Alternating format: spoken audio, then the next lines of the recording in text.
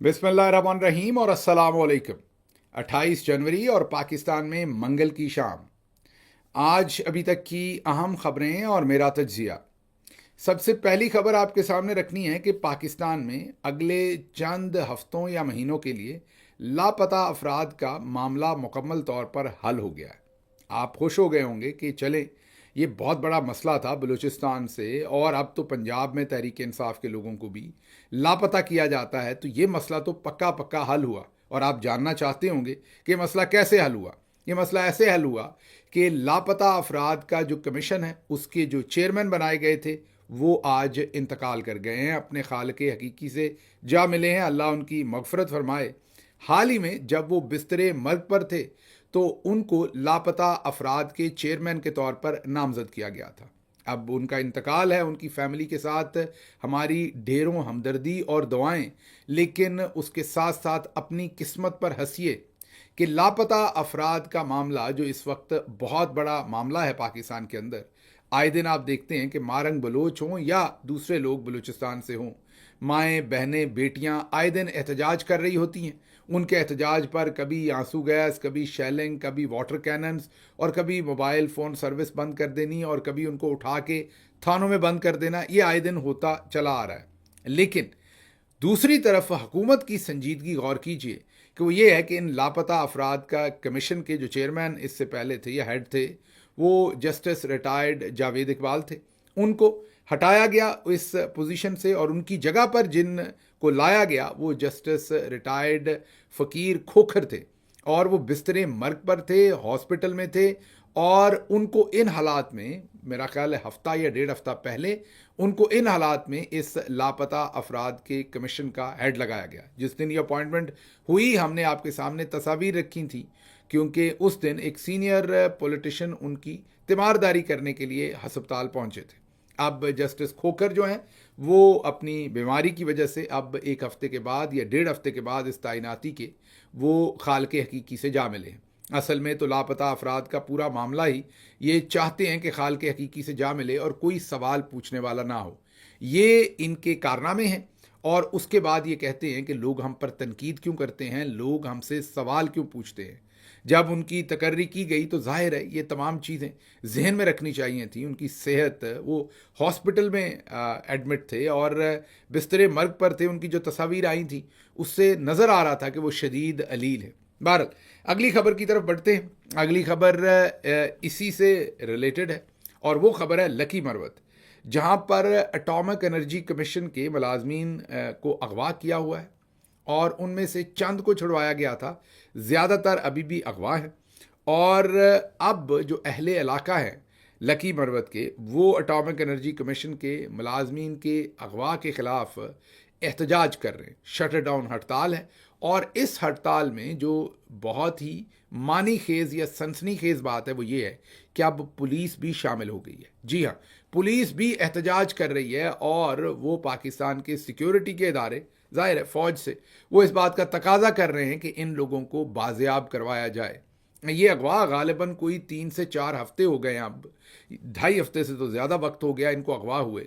और ये मामला जूं का तूं है, इसमें किसी किस्म की डेवलपमेंट नहीं है। आप ज़रा गौर कीजिए कि पाकिस्तान एटॉमिक एनर्जी कमीशन के लोग हैं, मतलब कि बहुत ही हसास या सेंसिटिव या इम्पॉर्टेंट एक इंस्टीट्यूशन है और उससे रिलेटेड लोगों को तालिबान ने अगवा कर रखा है। इमेजिन कीजिए कि वो दुश्मन मुल्क को आगे भेज दें और जो आपके एटमी राज हैं वो कहाँ से मामलात कहाँ जाएं। मैं समझ सकता हूँ इसमें हुकूमत कोशिश तो कर रही होगी, लेकिन जब तमाम कोशिशें, जब आपकी तमाम इंटेलिजेंस का फोकस जो है वो लोगों के सॉफ्टवेयर अपडेट करने पे हो और पूरे का पूरा फोकस इस बात पे हो कि तहरीक इंसाफ को कैसे क्रश करना है और इमरान खान या बुशरा बीबी की तौहीन कैसे करनी है, कैरेक्टर असैसिनेशन कैसे करनी है, इद्दत और निकाह का केस दोबारा ज़िंदा कैसे करना है उस मुर्दा घोड़े में, बल्कि उस गलीज़ जो गटर है उसके अंदर दोबारा से जो है वो एक तूफ़ान कैसे बर्पा करके सबके सामने उस केस को एक बार फिर कैसे लेके आना है, रिकॉर्डिंग कैसे करनी है, कैमरे कैसे लगाने हैं, जजेस को किस तरीके से मैनेज करना है, कौन मरता हुआ बंदा ढूंढना है पूरे पाकिस्तान में जिसका पता हो कि उसने जल्द वफात पा जाना है उसकी बीमारी की वजह से, उसको किस कमीशन का हेड लगाना है जिस कमीशन पर काम ना हो। अब दूसरी खबर आपके सामने रखता हूं तो आप परेशान हो जाएंगे। दूसरी खबर ये है कि आला अफसरान जो पाकिस्तान मिलिट्री से रिटायर्ड होंगे, जाहिर है इसमें नेवी भी होगी, इसमें एयरफोर्स भी होगी, सिर्फ मिलिट्री नहीं होगी, लेकिन जाहिर है ज़्यादा तो मिलिट्री से ही फ़ौजी अफसरान ही रिटायर्ड होते हैं। अब मुझे श्योर नहीं कि ये सहूलत नेवी और एयरफोर्स के लिए है या उनके लिए नहीं है। जो खबर मेरे सामने है वो फ़ौजी अफसरान लिखा हुआ है, तो इस पर भी तहकीक करेंगे, क्योंकि एयरफोर्स और जो नेवी वाले हैं उनको हिस्सा तो मिलता है लेकिन बकदरे जुस्सा ही मिलता है।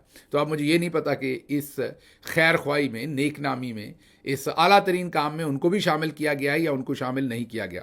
खबर यह है कि जो आला तरीन फ़ौजी अफसरान रिटायर्ड होंगे उन्हें 6000 सीसी, जी हाँ आप दुरुस्त सुन रहे हैं, 6000 सीसी तक की गाड़ी, ये जो एक नॉर्मल बड़ी गाड़ी आप देखते हैं ये या 1600 सीसी होती है या 1800 सीसी होती है, मैं कार की बात कर रहा हूँ।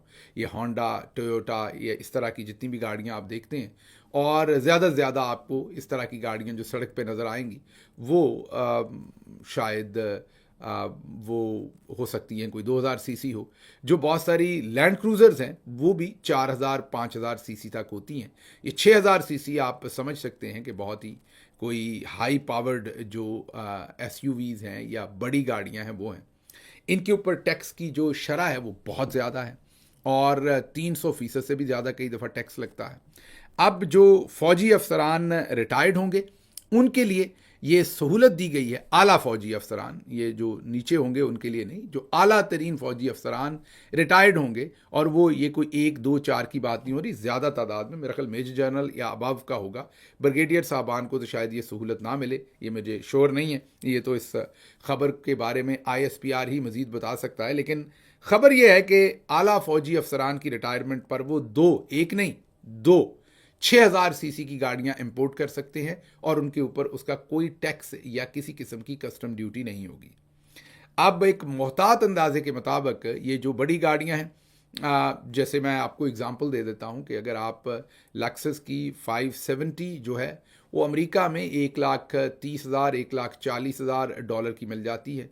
पाकिस्तान में आप उसे समझ लीजिए कि 3.5-4 करोड़ की वो गाड़ी हो गई। लेकिन जब आप पाकिस्तान में उसे ख़रीदते हैं तो वो गाड़ी आपको 12, 15, 16 करोड़ तक मिल सकती है। तो एक गाड़ी में अगर आप गौर करें, कोई उसमें कस्टम ड्यूटी ना हो, किसी किस्म की चीज़ें ना हो, और इससे भी ज़्यादा बड़ी और ताकतवर गाड़ियां लाने की सहूलत दी गई है 6000 सीसी तक, जो हमने आपके सामने नंबर रखा है। तो आप गौर कीजिए कि एक एक गाड़ी में 10-10, 12-12 करोड़ का फ़ायदा है। तो अब इन्होंने ये गाड़ी चलानी है या इंपोर्ट करके बेच देनी है, ये आप खुद ही समझ सकते हैं कि चलानी होती तो चलें एक की सहूलत दे दी जाती। तो बेसिकली ये आपके पैसे से अब ये सहूलत दी गई है कि आप जाते जाते जहां आप कमर्शियल कॉर्नर वाला प्लॉट लेंगे और दूसरे प्लॉट लेंगे, चलें आपको कैश की भी तो ज़रूरत होगी ना। आखिर जाहिर है बच्चे मुल्क से बाहर सेटल किए हुए हैं, उनके कारोबार में कुछ पैसे डालने हैं या उनको मॉर्गेज दे रहे होंगे, उनका घर पेड ऑफ करना है। तो इन तमाम सहूलतों के लिए आपके लिए कोई $1 मिलियन का तो अरेंजमेंट किया जाए ना, या $250 मिलियन का। अभी भी इसमें मेरा ख्याल है थोड़ा सा एतराज़ तो होगा, क्योंकि एतराज़ इसलिए होगा कि थोड़ा सा ज़्यादा करना चाहिए था। मतलब 3 गाड़ियां कर देते अगर, तो पूरा $1 मिलियन आराम से हो जाता, कोई 30 करोड़ का अरेंजमेंट आराम से हो जाता। ये कुछ 24-25 करोड़ का अरेंजमेंट हो रहा है कि आप जाते हुए 2 गाड़ियां इंपोर्ट करें। अब होगा क्या, आप सोच रहे होंगे कि पैसे कैसे बनेंगे। पैसे खुश्क बनेंगे, आपको गाड़ी इंपोर्ट नहीं करनी पड़ेगी। आपके पास खुद ही आपका स्टाफ जो है वो बता देगा कि फ़लाँ जो डीलर है वो गाड़ियाँ इंपोर्ट करता है, तो वो हमसे 1 करोड़ रुपया बीच में से रखेगा या 50 लाख अपना मुनाफा रखेगा। आपके नाम पे गाड़ी इंपोर्ट होगी, आप करेंगे भी नहीं, आपका कोई एक धेला भी नहीं लगेगा। आपके नाम पे गाड़ी पाकिस्तान में इंपोर्ट होगी और वो डीलर साहब खुद ही बेच देंगे, और जो दरमियान में आपका मुनाफा आपको मिल जाएगा, 40-50 लाख का कमीशन जो है वो डीलर रखेगा। तो बस आपने साइन करने होंगे कागजात पर। तो जो आला अफसर होंगे वो उस फाइल पर साइन करेंगे और वो डीलर साहब खुद ही कराची में होंगे, इस्लामाबाद में, लाहौर में।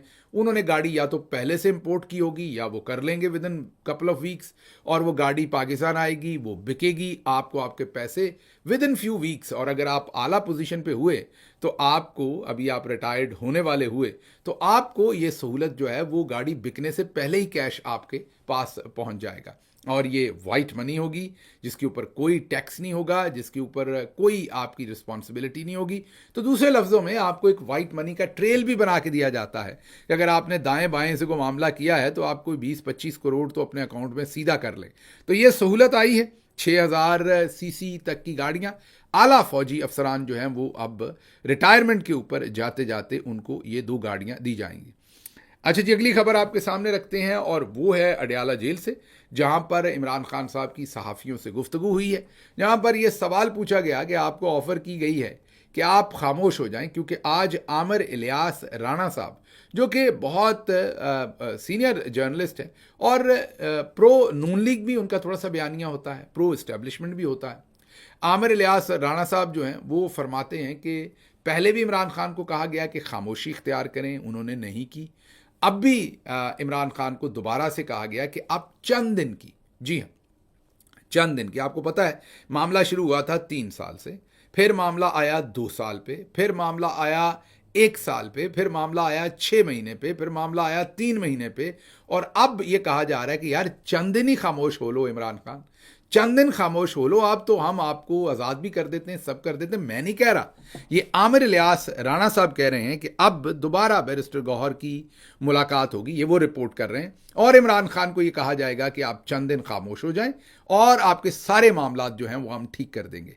तो अब मामला 3 साल से कम होके चंद दिन रह गए। और दूसरी तरफ उस शख्स का आलम देख लें, उस शख्स ने आज जेल में से, खान साहब ने दोबारा, सहाफ़ी ने पूछा कि आप खामोश क्यों नहीं हो जाते चंद दिन, आप मामला जो है वो मामला ख़त्म हो जाए। उन्होंने कहा कि ये याया खान पार्ट 2 जो है, जो इस टाइम रजीम है, वो भी मेरा ख्याल बॉलिंग वहाँ करते हैं जहाँ बिल्कुल दरमियान वाली विकेट होती है, दाएं बाएं नहीं करना चाहते।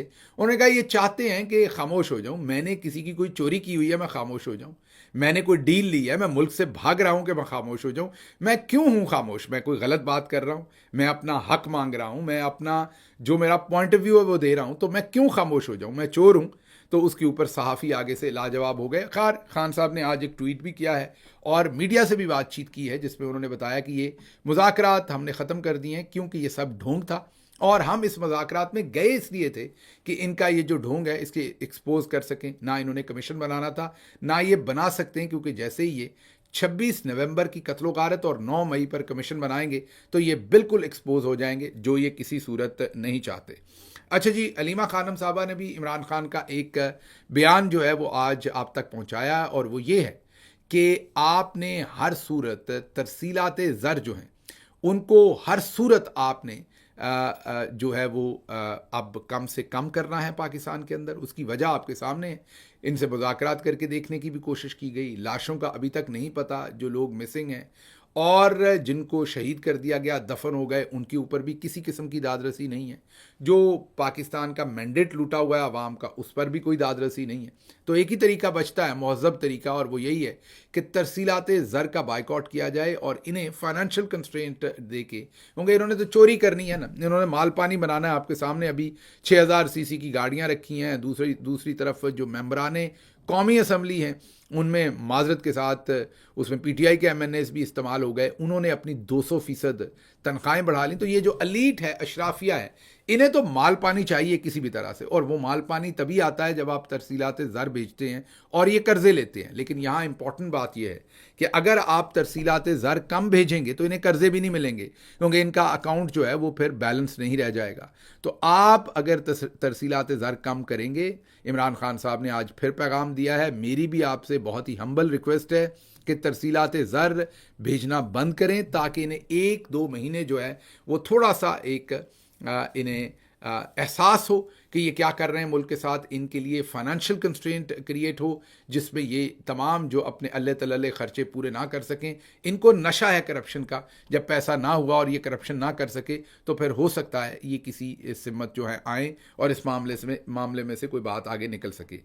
अच्छा जी, हसनात मलिक साहब कहते हैं कि जस्टिस अतर मंडला, जो कि नॉर्मली बहुत ही बोल्ड और तगड़ा स्टांस लेते हैं हर चीज़ के ऊपर, वो 26वीं आईनी तरमीम पर इस वक्त खामोश हैं। और हसनात मलिक का कहना यह है कि वो इसलिए खामोश हैं कि उन्हें लगता है कि अभी हालात ठीक नहीं हैं, क्योंकि हुकूमत ने पैगाम भिजवाया है कि अगर 26वीं आईनी तरमीम को कलअदम करार दिया गया तो आईनी बेंच के सरबरा जस्टिस अमीनुद्दीन वो फैसला नहीं मानेंगे। मतलब जस्टिस अमीनुद्दीन क्या करेंगे इसका हुकूमत को पहले से पता है। हुकूमत यहाँ मतलब है जाहिर है मिलिट्री इस्टेब्लिशमेंट, और उसका मतलब है जो टॉप पे बैठे चंद जर्नल्स हैं, और उनका पैगाम जस्टिस अमीनुद्दीन के के तवस्सुत से या उनकी मार्फत से ये पैगाम है कि अगर आपने 26वीं आईनी तरमीम को कुछ किया तो फिर जस्टिस अमीनुद्दीन जो है उसको नहीं मानेंगे और आईनी बेंच उसे कलअदम करार दे देगा। तो हसनात मलिक कहते हैं कि जस्टिस अतर मनला जो यूजुअली बहुत बोल्ड और उनके तमाम फैसले, मैं तो उनकी हमेशा सताइश करता हूँ, अभी भी करता रहूँगा, क्योंकि वो बहुत ही बोल्ड फैसले करते हैं और हमेशा दुरुस्त हिम्मत खड़े रहते हैं हालात की। तो उनकी कैलकुलेशन ये है हसनात मलिक के मुताबिक कि 26वीं आईनी तरमीम को समझते तो वो गलत हैं, लेकिन वो समझते हैं शायद अभी मुनासिब वक्त नहीं है इस पर हाथ डालने का। दूसरी तरफ इस्लामाबाद हाई कोर्ट में आज एक और अजीब तमाशा हुआ। बेंच नंबर 10 में मुकदमा लगा दिया गया इमरान खान और बुशरा बीबी का, तोशाखाना 2 का, और वो मुकदमा सुनने के लिए जस्टिस राजा इनाम अमीन हफीज़ के सामने ये लगा दिया गया और इनको ये कहा गया कि आप ही ये मुकदमा सुनेंगे, मतलब अदालत की तरफ से। आज फिर जब वहाँ पर जाकर जस्टिस जो मिन्हास हैं उनके सामने जब दोबारा से मुकदमा लगाया गया तो जो सलमान सफदर हैं उन्होंने दोबारा दलाइल दिए और कहा कि आप ये केस नहीं सुन सकते, क्योंकि एक तो इस केस को सीनियर जजेस ने सुन रखा है और दूसरा जाहिर है आपके जो मामलात हैं वो 26वीं आईनी तरमीम के बाद आप आए हैं। आपके सगे भाई जो हैं वो इमरान खान के ख़िलाफ़ वकील हैं, जो हुकूमत का 9 मई का केस है, आपका कॉन्फ्लिक्ट ऑफ इंटरेस्ट है, हम आपके सामने पेश नहीं होना चाहते। अमूमी तौर पर जजेस अपने आप को अलग कर लेते हैं, लेकिन यहाँ पर जो ये जज साहब हैं ये बज़िद हैं कि मैंने ही सुनना है। बहरहाल फिर आज कोर्ट की जो प्रोसीडिंग है वो रोकी गई है फ़िलहाल, तो देखते हैं अब ये क्या फ़ैसला करते हैं। वो भी मजबूर हैं, उन्हें लाया ही इमरान खान के केसेस सुनने और उनके ऊपर फ़ैसला करने पर है, उन्हें जज ही इसलिए बनाया गया, तो वो भी और क्या करेंगे, इसके अलावा उनके पास कोई चारा नहीं है। जस्टिस आयशा मलिक ने जस्टिस मंसूर अली शाह की अदालत से मुंतकिल होने वाले मुकदमे में आईनी बेंच में वो बैठी थी, लेकिन उन्होंने आईनी बेंच से अपने आप को अलग किया और उसकी उन्होंने अब तहरीरी वजूहात बताई हैं कि उन्होंने आईनी बेंच से क्यों अलग किया। उन्होंने कहा कि जब अदालत का एक जुडिशल ऑर्डर मौजूद हो तो उसकी तौकीर सब पर ज़रूरी होती है। आप एग्जीक्यूटिव या इंतज़ामी एडमिनिस्ट्रेटिव ऑर्डर्स के थ्रू जुडिशल ऑर्डर्स को ख़त्म नहीं कर सकते, ये अदालत की तौहीन है, इसलिए मैं किसी ऐसे बेंच का हिस्सा नहीं रह सकती। अच्छा जी, अमेरिका ने पाकिस्तान के लिए अमदाद बंद कर दी है और इसकी तस्दीक अब अमरीकी हकाम ने कर दी है और ज़राए बता रहे हैं कि अमरीकी इमदाद बंद होने से कम 5 मंसूबे जो हैं वो रुक गए हैं पाकिस्तान के अंदर। तवानाई और ज़राअत के ये शोबों के अंदर ये 5 मंसूबे हैं जो रुके हैं। ज़ाहिर है यहाँ से भी लंबा और मोटा माल पानी जो है वो खाया जा रहा होगा और उस माल पानी में अब रुकावट आएगी। अदरवाइज़ अगर ये मंसूबे भी चलते रहे तो इसमें भी अशराफिया या उनके बच्चे ही माल पानी खा रहे होंगे। आप तक तो फ़ायदा जो है वो ऐसा ही है जैसे कहीं पर नलका लगे और उसके बाद वो पानी निकाले ना, तो नलका ज़रूर लगा होगा लेकिन उसमें पानी नहीं निकल रहा होगा। तो ये उसी तरह के प्रोजेक्ट्स होंगे, उनका आपको फ़ायदा कुछ नहीं होना, लेकिन कम से कम अशराफिया की बच्चों की मौजें लगी होंगी। अब सदर ट्रंप ने वो इमदाद बंद की है, तो देखते हैं आने वाले दिनों में अब कैसे मिन्नत तरला करके उस इमदाद को जो है वो दोबारा से जारी करवाया जाता है। और भी कुछ खबरें थी जो आपके सामने रखनी थी, स्पेशली पीका जो कवानीन है उनके बारे में, लेकिन अब वक्त ख़त्म हुआ, सुबह आपके सामने रखेंगे। मुझे यहाँ से इजाज़त दीजिए। अल्लाह आपका हामी और नासिर हो। पाकिस्तान जिंदाबाद।